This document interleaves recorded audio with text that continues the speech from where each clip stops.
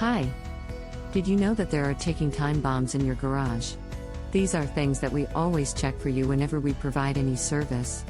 It's not if, but when, these may cause you a major garage door malfunction in the future. One is your garage door spring pad. These have a history of malfunction. They can be very dangerous.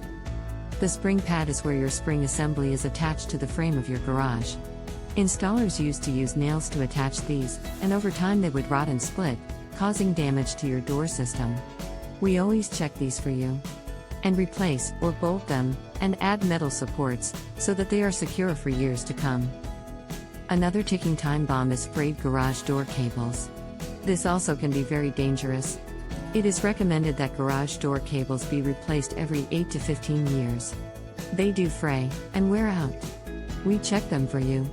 It is never recommended that you replace frayed garage door cables yourself. Cables are under tension, and may snap and cause serious injury. They can damage your garage door and springs. They should always be checked, and replaced if necessary, by a professional. Finally, it makes sense to have a professional routinely inspect and service your door. It's a far better option than waiting for big problems to occur that are expensive to repair.